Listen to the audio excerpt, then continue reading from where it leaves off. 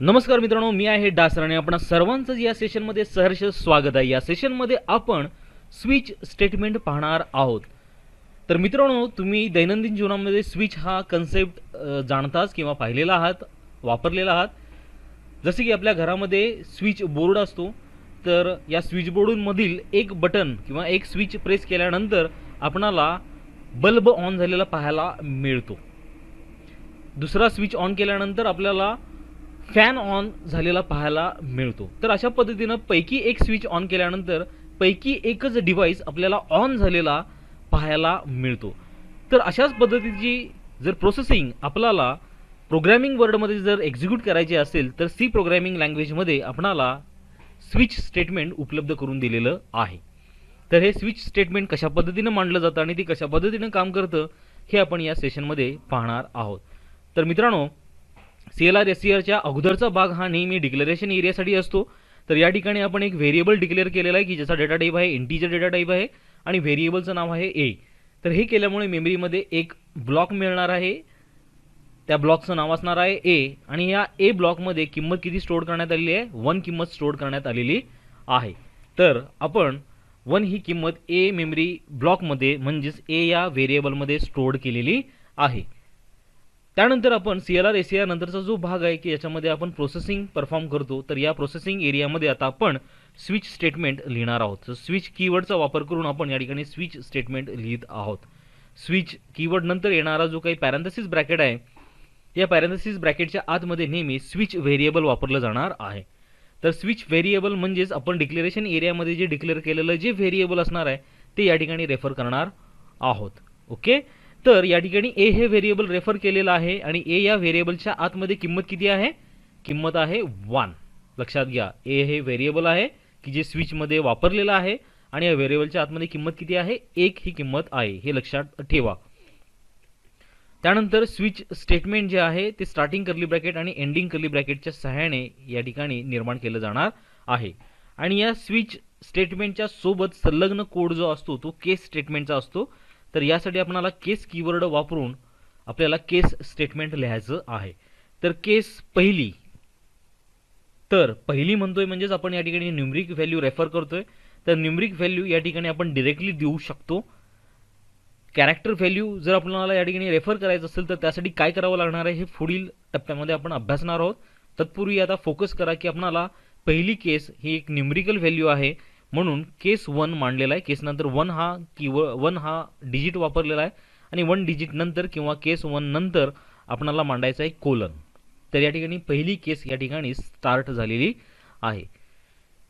तर पहिली केस स्टार्ट झाल्यानंतर त्याच्या आतमध्ये तुम्हाला जे काही प्रोसेसिंग करायचं आहे, जो काही कोड लिहायचा आहे तो या केस 1च्या आतमध्ये तुम्हाला लिहायचा आहे। तर या ठिकाणी मी एक सिंपल प्रिंटिंग स्टेटमेंट लिहिणार आहे अंडरस्टँडिंगसाठी। आपल्याला केस 1च्या अंडरस्टँडिंगसाठी मी या ठिकाणी एक प्रिंटएफ स्टेटमेंट लिहित आहे। तर या प्रिंटएफ स्टेटमेंटमध्ये मी मांडत आहे एक message, I am in case 1, I am in case 1।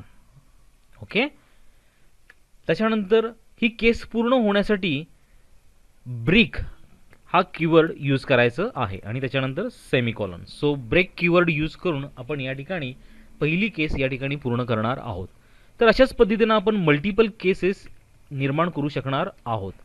तर यासाठी आपल्याला केस स्टेटमेंट जे आहे ते अशाच पद्धतीनं पुढील केससाठी वापरायचं आहे। तर आपण या ठिकाणी घेऊया दुसरी केस म्हणजे डिजिट 2 वापरून आपण सेकंड केस निर्माण केलेली आहे। केस 2 च्या आतमध्ये आपल्याला जे काही काम करायचं आहे ते बिफोर द ब्रेक स्टेटमेंट आपल्याला ते पूर्ण करून घ्यायचं आहे। ते काम पूर्ण झाल्यानंतर आपल्याला ब्रेक स्टेटमेंट वापरून ही सेकंड केस पूर्ण करायची आहे। तर आपण सेकंड केसमध्ये आहोत आणि सेकंड केसमधला कोड रन होणार आहे किंवा रन होत आहे हे आपल्याला हे आपणाला पाहण्यासाठी आपण या ठिकाणी प्रिंटिंग स्टेटमेंटमध्ये मांडतोय I am in case 2। So अशाच पद्धतीने आपण तिसरी केस निर्माण करू शकतो। तर आपणाला लक्षात आलं असेल की या ठिकाणी आपल्याला फक्त डिजिट चेंज करायचं आहे आणि त्याच्यानंतर आपल्याला प्रिंटिंग स्टेटमेंटमध्ये जाऊन आपणाला आय एम इन केस 3 हे मांडायचं आहे। हे आपण फॉर एक्झाम्पल घेतलेलं आहे प्रिंटिंग स्टेटमेंट।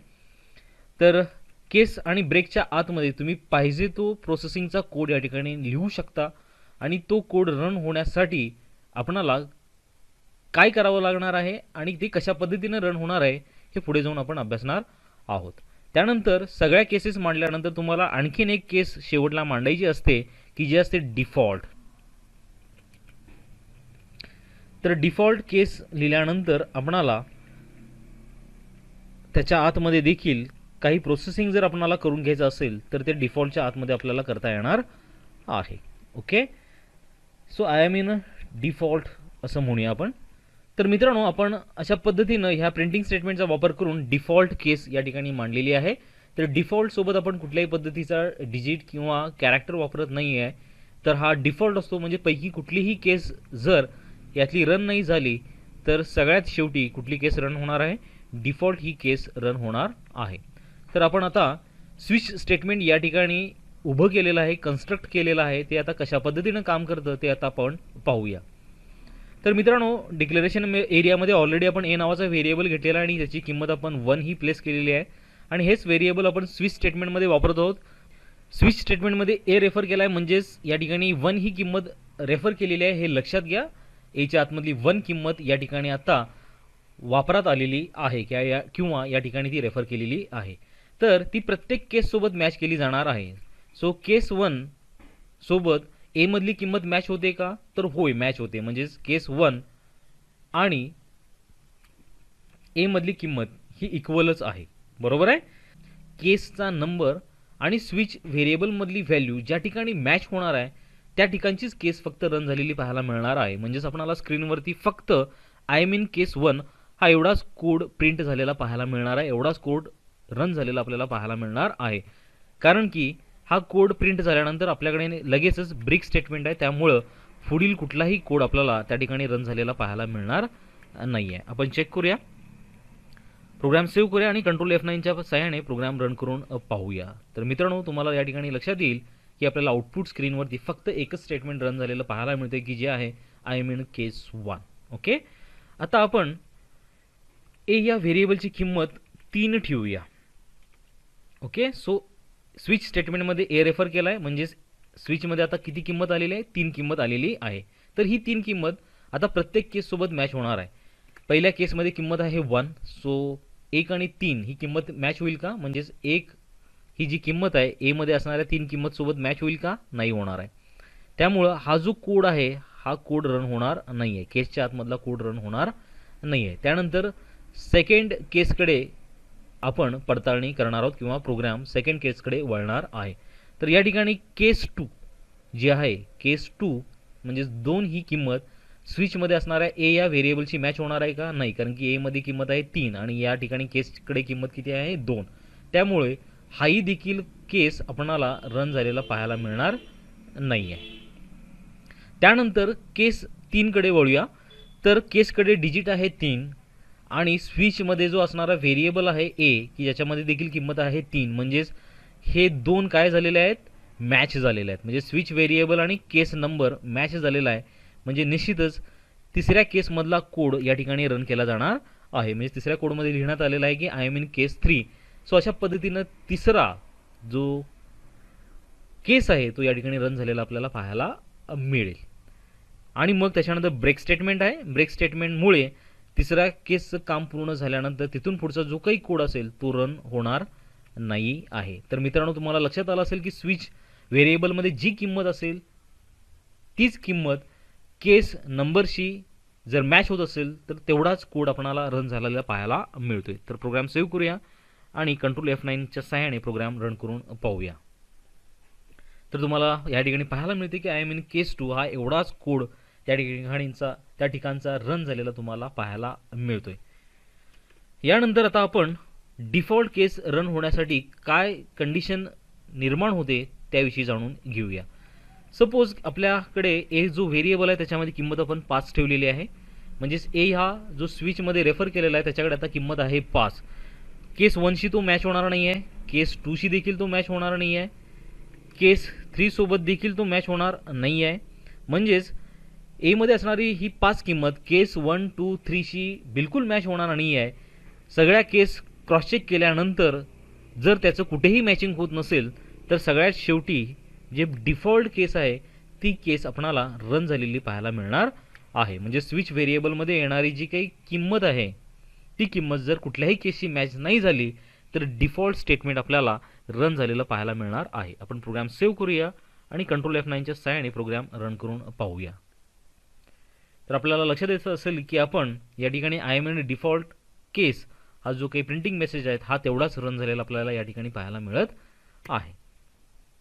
तर मित्रांनो, आता आपण स्विच व्हेरिएबल जे आपण ए हे रेफर केलेलं आहे हे न्यूमरिक व्हॅल्यूनं आपण या ठिकाणी त्याचा वापर करून घेतलेला आहे. म्हणजेच ए हे व्हेरिएबल न्यूमरिक असल्यामुळे आपण केस न्यूमरिक पद्धतीनं या ठिकाणी मांडलेले आहेत. तर ज्यावेळी आपल्याकडे केस कॅरेक्टर टाईपच्या मांडायचे असतील तर त्यावेळी आपल्याला स्विच व्हेरिएबल हे नेहमी कॅर डेटा टाईपनं निर्माण करायला पाहिजे. ओके, तर आपल्याकडे जो स्विच व्हेरिएबल ए म्हणून आपण जो रेफर करतोय त्याला सर्वप्रथम आपण किंमत देऊया ए किंवा एक्स ही किंमत देऊया. तुमचं गोंधळ व्हायला नको, कारण की ए हा मेमरीमध्ये ब्लॉक असणार आहे आणि ह्या ब्लॉकमध्ये एक्स नावाची किंमत आपण काय करतोय, स्टोअर करतोय किंवा एक्स नावाचा सिम्बॉल स्टोअर करतोय. आणि हा जो व्हेरिएबल आहे ए या ठिकाणी रेफर केला आहे, म्हणजेच स्विचमध्ये आता कोणती किंमत आलेली आहे, एक्स ही किंमत आलेली आहे. ए रेफर करतोय म्हणजेच आपण एक्झॅक्टली कुठली किंमत रेफर करतोय, एक्स ही किंमत रेफर करतोय. ए व्हेरिएबलला रेफर केल्यामुळे एक्स ही किंमत या ठिकाणी स्विच व्हेरिएबलमध्ये आता येणार आहे. तर या ठिकाणी केस मांडत असताना, कॅरेक्टर केस मांडत असताना आपल्याला सिंगल कोटचाच वापर करायचा आहे. सो पहिली केस आपण या ठिकाणी एक्स म्हणून मांडत आहोत. आय मीन केस एक्स असं आपण या ठिकाणी प्रोसेसिंग स्टेटमेंट मांडूया. त्यानंतर दुसरी केस जर आपल्याला मांडायची असेल कॅरेक्टर टाईपची तर आपणाला या ठिकाणी वाय ही केस सिंगल कोटमध्ये मांडूया आणि तिसरी केस आपण या ठिकाणी झेड या कॅरेक्टरनं निर्माण करूया.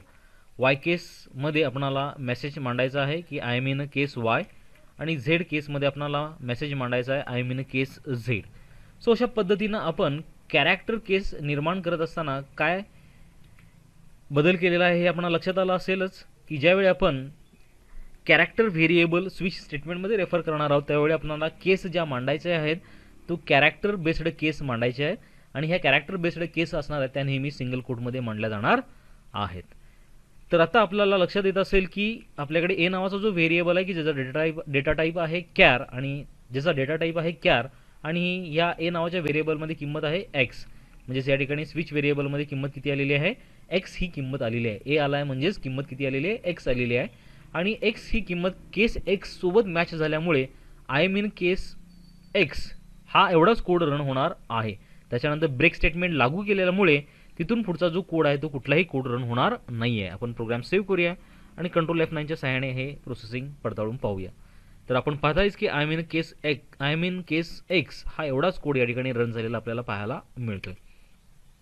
त्यानंतर आणखीन थोडंसं प्रोसेसिंग पडताळून पाहण्यासाठी आपण या ठिकाणी झेड व्हॅल्यू एमध्ये स्टोअर करूया, जेणेकरून आपणाला लक्षात येत असेल किंवा आपणाला समजलं असेलच की या ठिकाणी केस झेड हा एवढाच या ठिकाणी मॅच होऊ शकणार आहे. त्याच्यामुळे केस झेडच्या आतमधलाच कोड रन होणार आहे. त्यानंतर ब्रेक स्टेटमेंट आहे आणि ब्रेक स्टेटमेंट नंतरचा कुठलाही पार्ट रन केला जाणार नाही आहे. प्रोग्राम सेव्ह करूया आणि मग कंट्रोल F9च्या सहाय्याने त्याचं आउटपुट पडताळून पाहूया. तर आपल्याला या ठिकाणी पाहायला मिळते की आय मीन केस झेड हा एवढाच कोड त्या ठिकाणी रन झालेला पाहायला मिळतोय. त्यानंतर आपल्याला डिफॉल्ट केस रन करायची असेल तर आपणाला जे स्विच व्हेरिएबल म्हणून आपण जे रेफर करतो त्याच्यामध्ये जी किंमत आहे ती फॉर एक्झाम्पल आपण डी जर पुट केली तर ती डी किंमत या ठिकाणी स्विच व्हेरिएबलमध्ये येणार आहे. आणि या ठिकाणी जे तीन केस आपण ज्या मांडलेल्या आहेत एक्स वाय झेड यांच्याशी ती कुठल्याच केससोबत ती मॅच होणार नाही आहे. त्यामुळे सगळ्यात शेवटी जो डिफॉल्ट केस आहे तेवढाच कोड आपणाला रन झालेला पाहायला मिळेल. डिफॉल्ट केसचाच कोड रन झालेला आपल्याला पाहायला मिळेल. सो अशा पद्धतीने आपल्याला डिफॉल्ट केस जी आहे ती या ठिकाणी रन करून पाहता येईल. तर या ठिकाणी आपल्याला पाहायला मिळते की आय मीन केस डिफॉल्ट हा मेसेज या ठिकाणी प्रिंट झालेला आहे. तर मित्रांनो, मी आशा करतो की तुम्हाला हा स्विच स्टेटमेंट अत्यंत सोप्या पद्धतीनं सोप्या कोडच्या सहाय्याने पाहायला मिळालेला आहे. त्यातूनही तुम्हाला काही शंका जर निर्माण होत असेल तर मला निश्चित कमेंट करा, मी तुम्हाला प्रतिसाद करेन.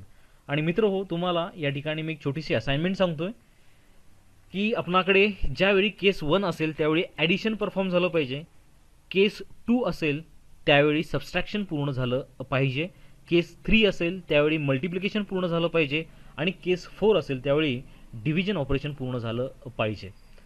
तर मित्रांनो, हा कोड इम्प्लिमेंट करण्यासाठी तुम्ही प्रयत्न करा. त्यातून तुम्हाला जर काही शंका जर निर्माण होत असेल, काही समजलं नसेल तर मला कमेंट करा.